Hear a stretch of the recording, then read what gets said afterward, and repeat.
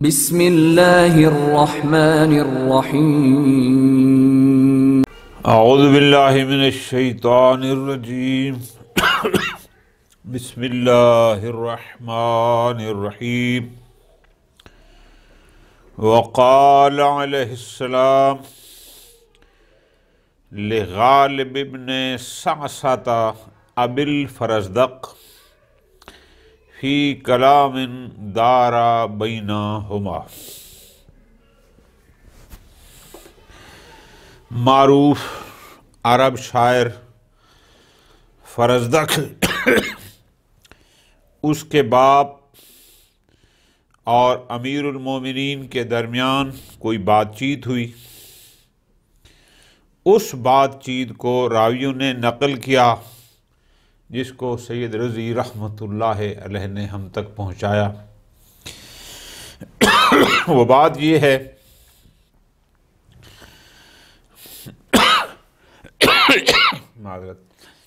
کہ فرزدق کے باپ سے کہ جب مولا سے ملا بات چیت کی ہوگی تو امام علیہ السلام نے اس سے پوچھا ما فعلت ابلک الکثیرہ، تیرے تو بہت سارے اونٹ ہوتے تھے، چونکہ اس زمانے جو عرب تھے ان کے مالدار ہونے کا، تونگر ہونے کا تقریباً یہی پوچھا جاتا تھا کہ تیرے پاس اونٹ کتنے ہیں۔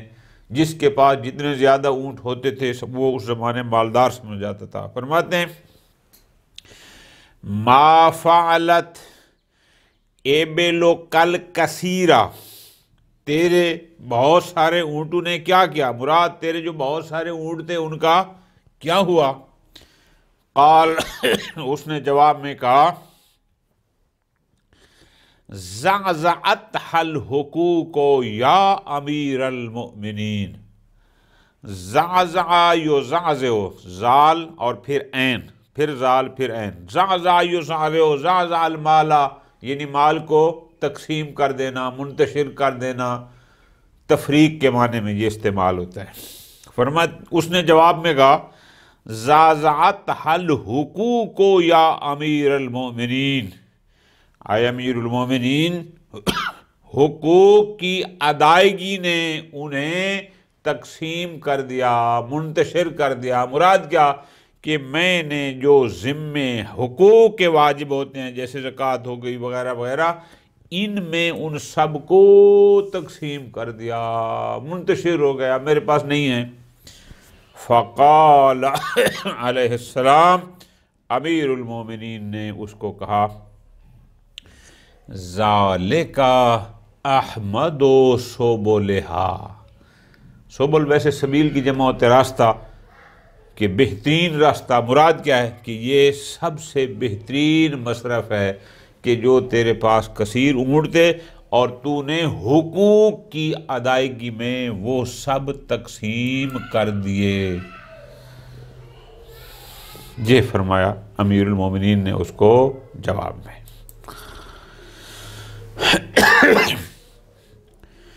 قال علیہ السلام من اتجر بغیر فقہ، اس فرمان مبارک میں امیر المومنین کاروباری حضرات کو، جو تجارت پیشہ لوگ ہیں، ان کو متوجہ فرما رہے ہیں کہ اس تجارت سے متعلق جو ضروری مسائل ہیں کہ شریعت نے، بلکہ یوں کہوں کہ قرآن نے بیع کو، خرید و فروخت کو، تجارت کو حلال قرار دیا، لیکن ربا کو، سود کو حرام قرار دیا۔ مثال کے طور پر میں کہہ رہا ہوں تو تمہیں یہ پتہ ہو سود کیا ہوتا ہے، سود کیسے ہوتا ہے، اس لیے کہ اگر تم لین دین کرتے ہو، کاروبار کرتے ہو، کچھ بیچتے ہو، کچھ خریدتے ہو، چیزوں کو، لوگوں کو چیزیں دیتے ہو، لیتے ہو، اور اگر تمہیں احکام فقہیہ کا کہ شریعت نے کس بارے میں کہاں کہا، تو تم کہیں ربا میں غرق نہ ہو جاؤ۔ ذرا غور کرنا، من التاجر، جو شخص تجارت کرتا ہے، تجارت پیشہ ہے، کاروباری آدمی ہے، لیکن تجارت کرتا ہے بغیر فقہ، احکام فقہیہ کو جانے بغیر، کوئی شعبہ زندگی ایسا نہیں جس کے احکام اسلام میں بیان نہ ہوئے ہوں۔ یہ ہماری نادانی ہے کہ ہم کام بہت سارے شعبوں میں کرتے ہیں، لیکن ان احکام اسلامیہ کو پڑھتے نہیں ہیں، سمجھتے نہیں ہیں، سنتے نہیں ہیں، پوچھتے نہیں ہیں۔ ایسا نہیں کہ آپ کوئی بھی کام کریں اور اس کام کے بارے میں اسلام نے کچھ بیان نہ کیا ہو کہ کس انداز میں یہ حلال ہے، کس انداز میں حرام ہے، کون سا کام حلال ہے، کون سا حرام ہے، ایسا نہیں ہے۔ لہذا ہم اگر ان کو نہیں پڑھتے، نہیں سیکھتے، تو یہ ہماری کوتاہی ہے، ہماری غلطی ہے۔ امام فرماتے ہیں من اتجر بغیر فقہ، جو شخص بغیر فقہ کے، یعنی کسی بھی کاروبار کے فقہی احکام کو جانے بغیر تجارت کرتا ہے، فقد ارتطم فی الربا۔ ارتطم اس کا لغوی معنی ہوتا ہے کیچڑ، ہوتا ہے نا کیچڑ، بارش آتی ہے یا سیلاب آتا ہے، کیچڑ میں بندہ پھنس جائے اور ایسا پھنسے کہ وہاں سے نکلنا مشکل ہو جائے، دھنس جانا جس کو ہم کہتے ہیں نا، دھنس گیا، آپ نکل نہیں سکتا، اس کو یہ ہوتا ہے ارتطم لغوی معنی۔ یہاں مراد کیا ہے؟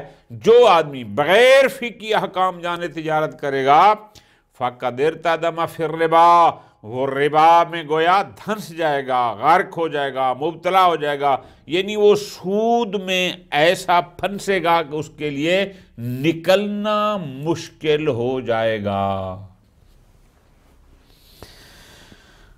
جو حضرات کاروباری ہیں، جو بزنس کرتے ہیں، کوئی بھی کریں، اس سے متعلق اس کے احکام شرعی کو ضرور جانیں تاکہ وہ سود جیسی لعنت سے محفوظ رہ سکیں۔ وقال علیہ السلام من عظم صغار المصائب ابتلاہ اللہ بکبارہا۔ تھوڑا سا ہمیں نزلہ لگتا ہے، تھوڑا سا زکام لگتا ہے، تھوڑی سی طبیعت میں کوئی بے چینی آئی، بس ایک شور، جہاں بیٹھے طبیعت بڑی ناساز ہے، آج طبیعت بڑی خراب ہے، میں یہ نہیں کرتا، وہ نہیں کرتا، یا کوئی تھوڑا سا ہلکا سا کہیں نقصان ہو گیا، بس اس کے پیچھے پڑ گئے، بڑی مصیبت آ گئی، بڑا یہ ہو گیا۔ یعنی تھوڑی سی پریشانی بھی اگر آ جائے تو لوگ اس کو بجائے اس کے کہ صبر کے ساتھ برداشت کریں، کوئی نہیں، مسئلہ نہیں، تھوڑا سا نقصان ہو گیا، تھوڑی تکلیف آ گئی، تھوڑا سا یہ ہو گیا ہے، نہ، بلکہ اس پر بے صبری کا اظہار کرتے ہیں اور اس چھوٹی سی مصیبت کو بڑی بنا کے پیش کرتے ہیں۔ امیر المومنین علیہ السلام ایسے لوگوں کے بارے میں بیان فرما رہے ہیں، کیا؟ من عظم صغار المصائب، عظم یعظم تعظیم یعنی بڑا کر کے پیش کرنا، یہاں پر یہ مراد ہے۔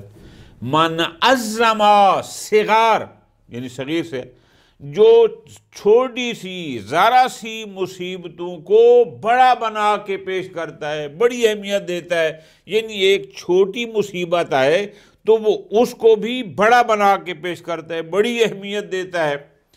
فرماتے ہیں ابتلاہ اللہ، اور صبر کا مظاہرہ نہیں کرتا، فرماتے ہیں ایسے شخص کو اللہ تعالیٰ مبتلا فرما دیتا ہے بے کبارہا، یعنی بے کبار المصائب، بڑی مصیبتوں میں۔ لہذا جب چھوٹی سی کوئی مشکل آئے، کوئی چھوٹی سی پریشانی آئے، کوئی چھوٹی سی مصیبت آئے، اس پر صبر کرنا ہے، اس کو برداشت کرنا ہے اور اللہ پاک کی رضا پر راضی رہنا ہے، ورنہ کسی بڑی مصیبت کا پیش خیمہ بن جائے گی۔ وقال علیہ السلام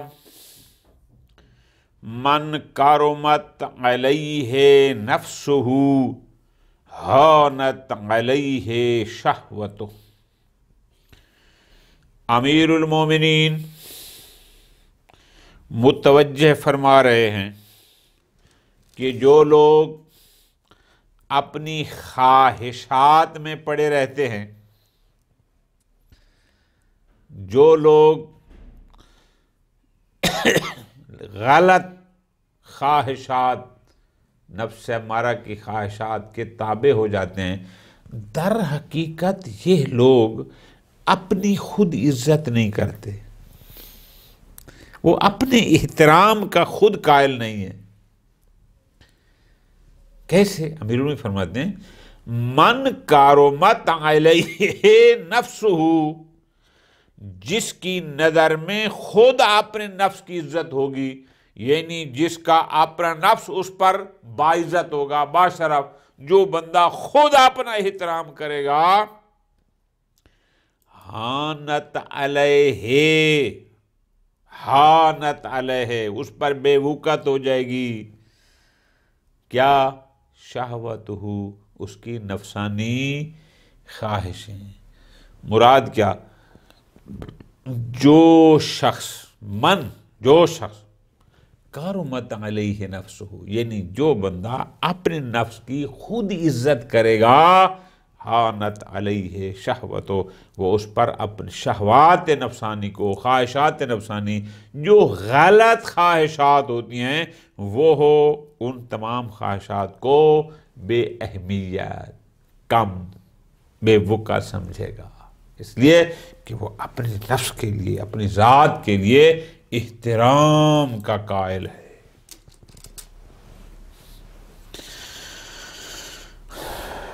وقال علیہ السلام ما مزح امرؤ مزحة الا مجا من عقلہ مجة۔ مجا یا مجو ہوتا ہے کھاتے ہوئے یا پیتے ہوئے، پانی پیتے ہوئے یا کوئی چیز کھاتے ہوئے منہ سے کچھ گر جانا، اس کو کہتے ہیں، یہ مجا اس معنی میں استعمال ہوتا ہے۔ فرماتے ہیں ما مزح امرؤ مزحة، یہ مزحة اسی مزح کا مفعول ہے، کہ کوئی شخص جب بھی کبھی ہنسی مذاق کرتا ہے، یا ما نافیہ میں ہے کہ امرؤ، کوئی بھی شخص کبھی مذاق نہیں کرتا، مراد کیا ہے؟ جب بھی وہ کرتا ہے، الا مجا من عقلہ مجۃ، مگر یہ کہ اس کے عقل میں سے کچھ حصہ گر جاتا ہے۔ یہ تو لفظی ترجمہ ہو گیا نا۔ مراد کیا ہے؟ جو بندہ ہنسی مذاق میں لگا رہتا ہے، لوگ ہوتے ہیں ہر وقت ہنسانا، یہ وہ، کوئی سوچ نہیں پرانی، فرماتے ہیں زیادہ ہنسی مذاق والا بندہ جب بھی کوئی مذاق کرتا ہے، ہنسی مذاق کرتا ہے، اس کے عقل کا ایک حصہ اس سے جدا ہو جاتا ہے، اس سے الگ ہو جاتا ہے۔ بہت زیادہ ہنسی مذاق کرنے والے بندے کے لیے یہ فرما رہے ہیں امام علیہ السلام۔ وقال علیہ السلام سبحان اللہ، امیر المومنین اس فرمان ذی شان میں ہمیں متوجہ فرما رہے ہیں کیا؟ کہ زہد کا فی راغب فی کا، گزشتہ درس میں گزارا کہ زہد کا معنی ہوتا ہے عدم الرغبت فی الشیء، کہ شے میں دلچسپی نہ لینا، رغبت نہ رکھنا، بے پرواہی کرنا۔ فرماتے ہیں زہد کا، تیرا بے پرواہ ہونا، تیرا رغبت نہ کرنا، تیرا بے اعتنائی کرنا بندے سے. کس بندے سے؟ فی راغبین فی کا، جو تجھ میں رغبت رکھتا ہے. یہ تو لفظی معنی. مرادی معنی کیا ہوگا؟ یعنی جو تیری طرف جھکتا ہے، تو اس سے زہد، بے اعتنائی کرتا ہے، بے پرواہی کرتا ہے، وہ تیری طرف رغبت کرتا ہے، لیکن تو اس کی رغبت کا جواب بے پرواہی اور بے اعتنائی سے دیتا ہے. امیر المومنین فرماتے ہیں نقصان و حزن، یہ تو اپنے حصے میں خسارہ کرتا ہے. جو تیری طرف رغبت کرتا ہے، تجھی طرف پیار محبت کا ہاتھ بڑھاتا ہے، اور تو اس سے بے پرواہی کرتا ہے، زہد، بے اعتنائی کرتا ہے، بے پرواہی کرتا ہے، نقصان و حزن، تیرے حصے میں خسارہ ہے. وَرَغْبَتُكَ، اور اگر تو رغبت کرے، زیادہ متوجہ ہو، جس کو ہم کہتے ہیں نا اردو میں زیادہ پیچھے بھاگ. کس کے؟ فی زاہدین فی کا، جو تجھ سے بے پرواہی کرتا ہے، جو تجھ سے بے رخی کرتا ہے، جو تجھ سے یعنی جس کو تیرے میں کوئی دلچسپی نہیں اور تو اس میں رغبت رکھتا ہے، اس کے پیچھے جھکتا ہے. ذل نفس، فرماتے ہیں یہ نفس کی ذلت ہے. نتیجہ کیا ہوا؟ نتیجہ یہ ہوا امیر المومنین کا اپنے نفس کو ذلت سے بچانا ہے تو جو تیری طرف نہیں جھکتا، یعنی جو تیری پرواہ نہیں کرتا، تو بھی اس کی پرواہ نہ کر. اور نقصان سے بچنا ہے تو جو تجھ میں رغبت لیتا ہے، جو تیری اعتنا کرتا ہے، جو تیری پرواہ کرتا ہے، جو تیری طرف جھکتا ہے، تو بھی پھر اس کی طرف جھک جا، اس سے بے پرواہی نہ کر، ورنہ تو نقصان میں رہے گا.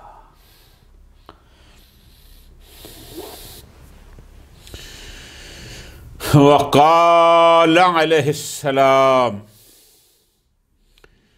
الغنا والفقر بعد العرض علی اللہ. بہت بڑا عظیم جملہ ہے، جیسے باقی جملات تھے. ہم لوگوں نے اس دنیا میں غنا اور فقر، تونگری اور محتاجی کا معیار اس مال دنیا کو بنایا ہوا ہے. جس کے پاس مال دنیا زیادہ، ہم کہتے ہیں یہ غنی ہے. جس کے پاس مال دنیا نہیں، ہم کہتے ہیں یہ فقیر ہے. امیر المومنین معیار کسی اور چیز کو قرار دے رہے ہیں. فرماتے ہیں جب قیامت کا دن ہوگا، بارگاہ الہی میں پیش ہوں گے، اس دن پتہ چلے گا غنی کون ہے اور فقیر کون ہے. کہ جس کے نامہ اعمال میں نیکیاں بہت ہوں گی وہ غنی ہوگا، جس کا نامہ اعمال نیکیوں سے خالی ہوگا وہ فقیر ہوگا. اصل غنا اور فقیری قیامت کو پتہ چلنی ہے، اس لیے کہ اس کی بنیاد پر اس نے آگے نہ ختم ہونے والی جنت لینی ہے یا جہنم. مال دنیا کو معیار نہیں بنایا. بہت توجہ. میرے فرماتے ہیں الغنا والفقر، غنا یہ تونگری، یہ ثروت، والفقر فقیری، محتاجی. یہ کب پتہ چلے گا؟ بعد العرض علی اللہ، جب قیامت کے دن اللہ کے ساتھ سامنے پیش ہوں گے، پھر پتہ چلے گا کون غنی ہے اور کون فقیر. یہ بات وہاں ہوگی. اصل وہ غنی ہوگا جس کے نامہ اعمال میں بہت کچھ ہوگا، اصل وہ فقیر ہوگا کہ جس کا نامہ اعمال خالی ہوگا. اصل غنا اور فقیری اس دن کی ہے، یہ تو عارضی ہیں۔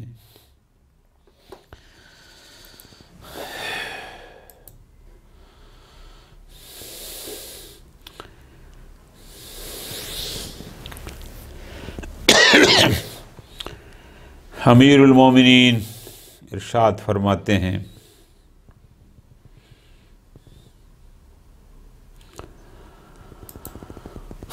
ما زال الزبیر رجلا منا اہل البیت حتی نشأ ابنہ المشؤوم عبداللہ۔ اس فرمان مبارک میں امیر المومنین اللہ اکبر عبداللہ بن زبیر کے بارے میں کچھ فرما رہے ہیں۔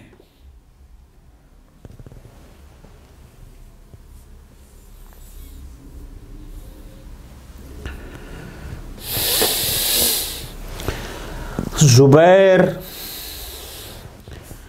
بن عوام ابن صفیہ، یہ پیغمبر اکرم صلی اللہ علیہ وسلم کی پھپھی تھی جناب صفیہ، ان کا بیٹا تھا، اصحاب پیغمبر میں سے تھا، مجاہد بھی تھا۔ اس کے بارے میں یہ لکھا ہے کہ جب سقیفہ ہوا تھا تو اس زمانے یہ اہل سقیفہ کے ساتھ نہیں تھا خود زبیر، بلکہ یہ امیر المومنین علیہ السلام کے ساتھ تھا، اور اس نے خلیفہ اول کی بیعت بھی نہیں کی اور اہل بیت کے ساتھ ہی یہ متمسک رہا۔ لیکن جب اس کا بیٹا عبداللہ ہوا، پھر ظاہر ہے وہ بڑا ہوا، وہ عبداللہ امیر المومنین کی نظر میں بدبخت تھا، تو پھر اس نے اپنے والد پر بڑا اثر کیا، اپنے والد کو امیر المومنین کی ولایت سے، امامت سے دور کیا، اور حتیٰ کہ جنگ جمل میں اپنے باپ زبیر کو امیر المومنین کے مقابلے میں لے کر گیا۔ بہرحال بندہ اور بھی اس کی باتیں ہیں جو ہمارے مربوط نہیں ہیں۔ بہرحال امیر المومنین فرماتے ہیں ما زال الزبیر رجلا منا اہل البیت، کہ زبیر ہمیشہ ہمارے گھر کا آدمی رہا، یعنی ہم اہل بیت کے ساتھ رہا، ہمیشہ ہمارے ساتھ رہا۔ حتی نشأ ابنہ المشؤوم، امیر المومنین اس کو کہہ رہے ہیں مشؤوم، شؤم یعنی بدبخت، یہاں تک کہ اس کا بیٹا، بدبخت بیٹا عبداللہ ناشا نمودار ہوا، یعنی وہ جب بڑا ہو گیا تو اس نے اپنے باپ زبیر کو ہماری ولایت سے دور کر دیا۔ یہ تھوڑا سا نہیں، معذرت، بہت بڑا درس ہے ہمارے لیے کہ کہیں ہماری زندگی میں ایسا نہ ہو جائے کہ ہم خود تو راہ ولایت پر، راہ مستقیم پر ہوں، لیکن ہماری اولاد ہمیں کسی اور راستے پر چلا دے، جیسے زبیر کو اس کا بیٹا عبداللہ لے گیا، ولایت ہی اسے چھڑا دی۔ وقال علیہ السلام، امیر المومنین کئی دفعہ گزارش کی ہے کہ مولا کو تکبر سے بڑی نفرت ہے، غرور سے بڑی نفرت ہے۔ مختلف مقامات پر امیر المومنین انسانوں کے، لوگوں کے تکبر اور غرور کی مذمت کرتے ہیں کہ تکبر اور غرور نہ ہو۔ یہ فرمان مبارک بھی انہی جیسا ہے، فرماتے ہیں مال ابن آدم والفاخر، اس اولاد آدم کو یعنی انسان کو اور فاخر، ان کا آپس میں کیا رابطہ ہے؟ انسان کس بات پر فخر کرتا ہے؟ مرادی معنی، انسان کس بات پر تکبر کرتا ہے؟ کیوں؟ اس لیے کہ انسان ذرا اپنی حقیقت کو تو سمجھے۔ اولہ نطفہ، ابتدا نطفہ وہ قطرہ، آخرہ جیفا، آخر میں جیفا مردار، غسل سے پہلے ہاتھ لگاؤ تو ہاتھ لگانے والے پر بھی غسل واجب ہو جاتا ہے، وہ تیرا انجام، یہ تیری انتہا۔ لا یرزق نفسہ، جو اپنے آپ کو روزی نہیں دے سکتا، کوئی رازق ہے جو اس کو رزق دیتا ہے، یہ خود اپنے لیے کچھ نہیں کر سکتا۔ ولا یدفع حتفہ، حتف کہتے ہیں موت کو، اور نہ ہی اپنے سے موت کو دفع کر سکتا ہے، روک سکتا ہے، ہٹا سکتا ہے۔ بھئی تیری ابتدا نطفہ، تیری انتہا مردار، نہ تو اپنے آپ کو رزق دے سکتا ہے، نہ تو اپنی موت کو ٹال سکتا ہے، پھر فخر، غرور اور تکبر کس بات کا؟ بالکل تھوڑا سا ہم تنہائی میں اکیلے رات کو سوچیں کہ مولا نے ہماری حقیقت کے مدعے کیا، آخر ہمیں غرور کس بات کا ہے، فخر و مباحات کس بات کا ہے، یہ میرے اندر جو میں ہے یہ کیا میں ہے؟ کچھ بھی نہیں ہے۔ تکبر فقط اس ذات کو ہے جو سب کو دینے والی ہے اور کسی کی محتاج نہیں ہے۔ سئل علیہ السلام من اشعر الشعراء، امیر المومنین سے پوچھنے والے نے پوچھا کہ جناب عرب دنیا کے شاعروں میں سب سے بڑا شاعر کون ہے؟ فقال علیہ السلام، امیر المومنین نے اس کا جواب یوں دیا، ان القوم لم یجروا فی حلبۃ تعرف الغایۃ عند کسبتها، توجہ ذرا کرنی ہے، حلبہ اس ریس کی جگہ کو کہتے ہیں جہاں گھوڑے دوڑتے ہیں، جہاں سے شروع ہوتے ہیں یہاں آتے ہیں، وہ جو ریس کے لیے جگہ بنائی جاتی ہے اس کو کہتے ہیں۔ غایہ، یہاں سے دوڑنا ہے تو یہاں جو اینڈ ہوتا ہے وہاں پر وہ ایک خاص کوئی کپڑا باندھ دیتے ہیں یا کوئی نشانی کہ وہاں تک جو پہنچے گا، جو انتہا ہوتی ہے اس انتہا تک وہ ہو گئی غایہ، اور وہ جو وہاں پر ایک جھنڈی لگا دیتے ہیں، کوئی پرچم ٹائپ کوئی بھی نشانی لگاتے ہیں کہ جو اس کو پہلے کراس کرے گا وہ جیت جائے گا، یہ ہو گئے لغوی معنی۔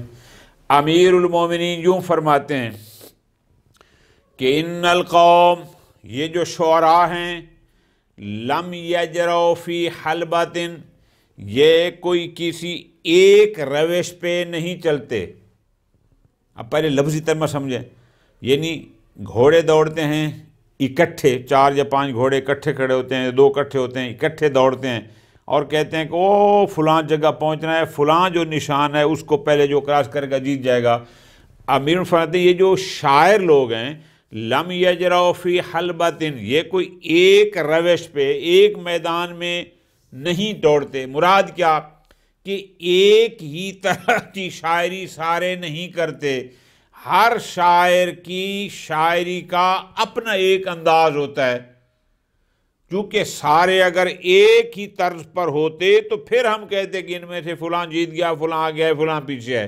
ایسا تو ہے نہیں کہ تعرف الغایۃ عند کسبتها، کہ ہم پہچان لیتے کہ جب وہ انتہا تک وہاں پر پہنچتے تو پھر اس وقت ہم دیکھتے کہ کون ان میں سے آگے ہے کون پیچھے ہے، ایک روش تو ان کی ہے نہیں۔ تعرف الغایۃ، تاکہ ہم وہ سب قدر جاننے والے کو عند کسبتها، اس کے آخری حد تک جان لیتے۔ آگے فرماتے ہیں فَإِنْ كَانَ، بہرحال چونکہ آپ نے پوچھا ہے کہ شعراء عرب میں سے بڑا شاعر کون ہے، تو فرماتے ہیں وَلَا بُدَّ فَالْمَلِكُ ذَلِيلٌ، تو میرے نزدیک جو ان میں بڑا شاعر تھا وہ ہے گمراہ بادشاہ۔ گمراہ بادشاہ کون ہے؟ سید رضی فرماتے ہیں یرید امرؤ القیس، یہ امرؤ القیس، امیر المومنین سے جو پوچھا گیا انہوں نے اس کا یہ جواب دیا۔ وصلی اللہ علی محمد و آل محمد۔